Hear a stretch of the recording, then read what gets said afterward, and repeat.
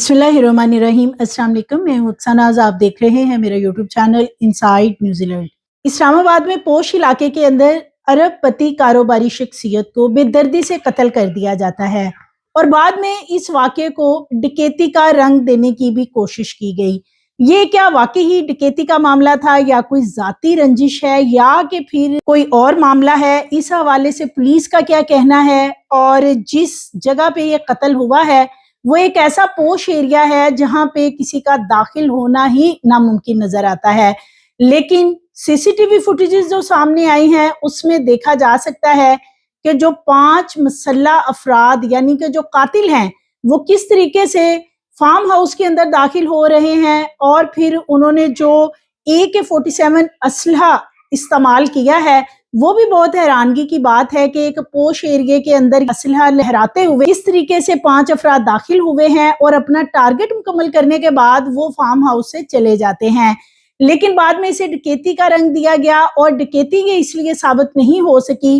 कि घर में से कोई भी चीज साथ लेके ये मुसल्ला अफराद नहीं गए हैं। ये क्या मामला, क्या वाकई ही ये जो मारूफ कारोबारी शख्सियत हैं, अरबपति ये शख्सियत थी, क्या वाकई ही इनको धमकियां दी जा रही थी या वाकई इनकी जो अहलिया चीजें बता रही हैं वो हैं? तो फिर अगर ऐसा मामला था तो इन लोगों ने पहले से ही क्यों पुलिस को इन्फॉर्म नहीं किया था? ये तमाम चीजें आज की वीडियो में आपसे शेयर करूंगी। इस्लामाबाद में फायरिंग के दौरान मारूफ कारोबारी शख्सियत और टोयोटा इस्लामाबाद मोटर्स के मालिक आमिर अवान को बेदर्दी से कत्ल कर दिया गया और ये कत्ल तब किया गया जब वो अपने घर में यानी अपने फार्म हाउस पर मौजूद थे। दीगर फैमिली के अफराद भी घर में मौजूद थे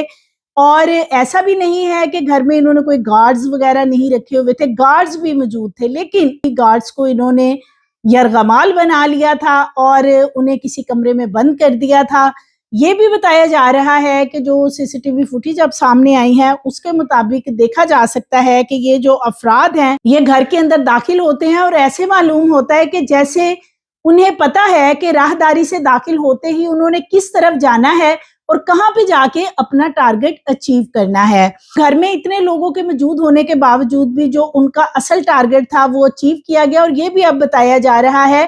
कि जब बिल्कुल तसल्ली कर ली गई कि ये शख्स अब दम तोड़ चुका है उसके बाद वो फार्म हाउस से चले जाते हैं। पुलिस का कहना है कि ये वाकया ऑर्चर्ड स्कीम में फार्म हाउस पर पेश आता है जहां पर आमिर अवान जो कि टोयोटा इस्लामाबाद मोटर्स के मालिक थे वो अपने घर में आराम कर रहे होते हैं, मौजूद होते हैं, उनकी अहलिया और उनके बेटे भी घर में मौजूद होते हैं और रूटीन के मुताबिक जो उन्होंने घर में मुलाजमीन वगैरह रखे होते हैं वो भी घर में मौजूद थे। मुलाजमीन है, बताया जाता है कि गेट से दाखिल होते ही जो गेट कीपर था या घर में जो गार्ड वगैरह रखा हुआ था उन 3 अफराद को एक कमरे में बंद कर दिया जाता है और उनके पास जो कोई गन वगैरह थी वो भी उनसे छीन ली जाती है, यानी इन 5 मुसल्ला अफराद की तरफ से वो गन छीन ली गई और अपने साथ ये जो असलहा लेके आए थे वो वीडियोस में देखा जा सकता है। जो असलहा है वो उससे मुसल्ला थे और एक पोश एरिया के अंदर जहां पे बहुत ज्यादा सिक्योरिटी होती है और फिर इस्लामाबाद के अंदर क्योंकि ये एक ऐसा इलाका है जहां पे ये वारदात हुई है कि यहाँ पे साबिक आर्मी चीफ परवेज मुशर्रफ भी रहते थे और उनका वहां पे घर मौजूद है। तो ये वो एरिया जहाँ पे कोई आम घर नहीं है, यानी वहां पे सिर्फ फार्म हाउसेस ही बने हुए हैं। तो फार्म हाउस के अंदर इस तरीके से दाखिल होना और फिर अपने टारगेट को अचीव करना ये काफी मशकूक नजर आता है। वफाकी दारुल हुकूमत के थाना शहजाद टाउन के इलाका मार्गिला टाउन में ये जो कत्ल हुआ है इसमें 5 मुसल्ला अफराद जो हैं उनके खिलाफ एक मुकदमा भी दर्ज किया गया है। पुलिस का इस हवाले से कहना है अलग आमिर अवान के फार्म हाउस में नामालूम अफराद घुसे, ये इनकी तादाद 5 है। उनका कहना है कि सीसीटीवी फुटेज जो हैं वो देखी गई हैं, उनको चेक किया गया है। ये 5 अफराद हैं और फिर ये घर के अंदर जब दाखिल होते हैं तो ये उसी जगह पे जाते हैं यहाँ पर मारूफ बिजनेसमैन आमिर अवान मौजूद होते हैं और फिर 2 फायर किए जाते हैं, दोनों फायर उनके पेट में लगते हैं, उसी वक्त वो गिर जाते हैं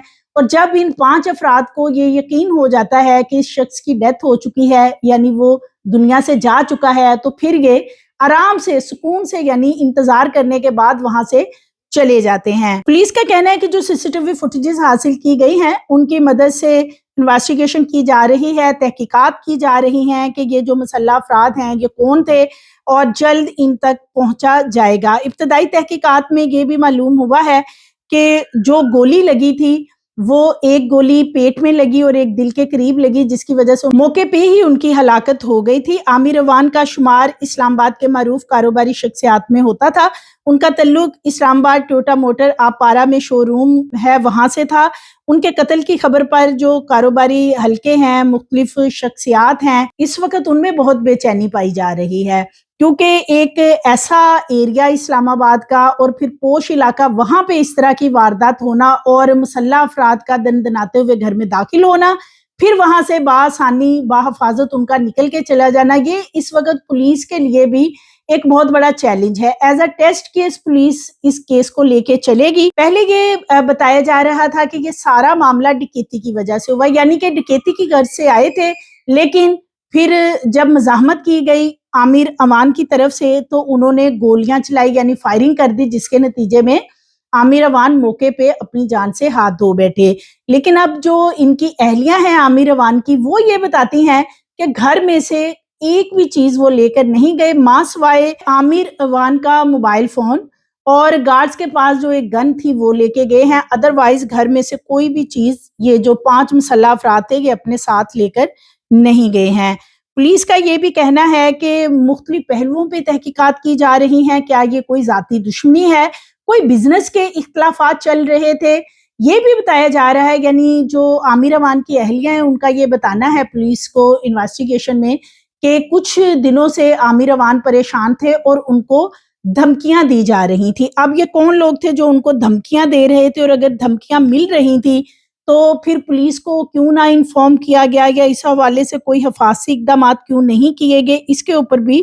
پولیس تمام چیزوں پہ، تمام پہلوؤں پہ غور کر رہی ہے اور انویسٹیگیشن کر رہی ہے۔ پولیس کا یہ بتانا ہے کہ واقعے کی جو سی سی ٹی وی فوٹیج سامنے آئی ہیں، اس ویڈیو کے مطابق ڈاکو فارم ہاؤس کے لان سے گزرتے ہوئے اندر کی جانب جاتے ہوئے دکھائی دے رہے ہیں۔ ڈاکوؤں کے چہرے نقاب سے مکمل چھپے ہوئے ہیں، یعنی یہ جو مسلح افراد ہیں انہوں نے نہ صرف اسلحہ پکڑا ہوا ہے بلکہ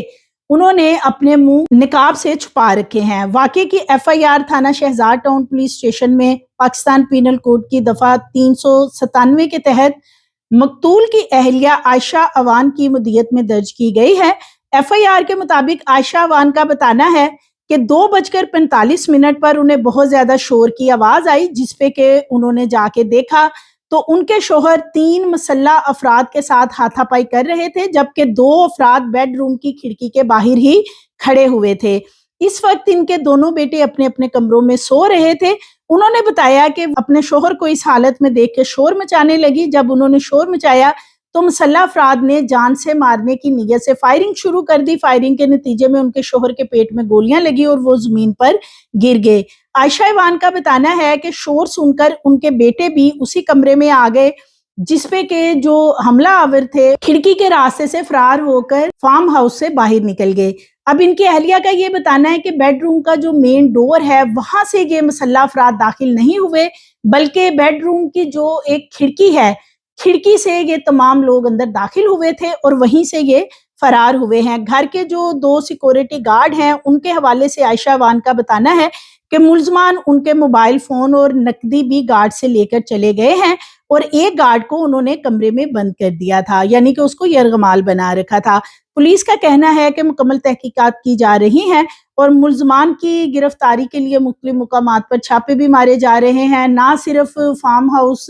یا اس پورے ایریا کی سی سی ٹی وی فوٹیج سے مدد حاصل کی جا رہی ہے، بلکہ دیگر جو سیف سٹی کیمراز ہیں ان کو بھی چیک کیا جا رہا ہے اور ان سے بھی تمام معلومات حاصل کی جائیں گی۔